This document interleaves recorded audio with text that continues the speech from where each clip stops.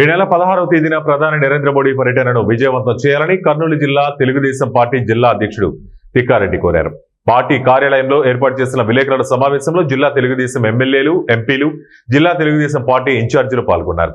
ప్రధాని మోడీ పర్యటన విజయవంతం చేయాలనే సంకల్పంతో ప్రతి నియోజకవర్గం నుంచి భారీ ఎత్తున సమీకరణ చేయాలని జిల్లా అధ్యక్షులు తిక్కారెడ్డి ఎమ్మెల్యేలకు, టీడీపీ ఇన్ఛార్జీలకు సూచనలు చేశారు.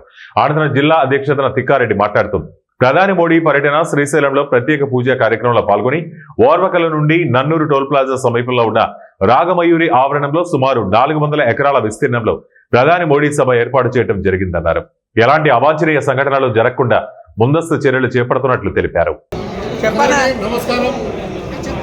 గౌరవనీయులు భారతదేశ ప్రధాని గారు మన కర్నూలుకు రాబోతున్నారు 16వ తారీఖు. ఈ కార్యక్రమానికి రాష్ట్ర ముఖ్యమంత్రులు అలాగే డిప్యూటీ ముఖ్యమంత్రి గారు పవన్ కళ్యాణ్ గారు మన జిల్లాకు రాబోతున్నారు.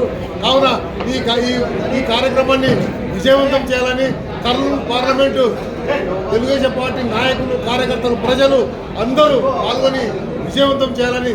ఎందుకంటే జిఎస్టీ మీద తొలి సమావేశం మన కర్నూలు జరగడం చాలా సంతోషం. భారతదేశంలోనే మొదటి జిఎస్టీ సమావేశం జరగడం చాలా సంతోషకరం. ఎందుకంటే పేద బడుగు బలైన వర్గాలకు ఎంతో భారమైనటువంటి ప్రతి నెలకు ఎంతో ఆదాయం పేద ప్రజలకు మిగులుతుంది. కాబట్టి దాని పూర్తి వివరణ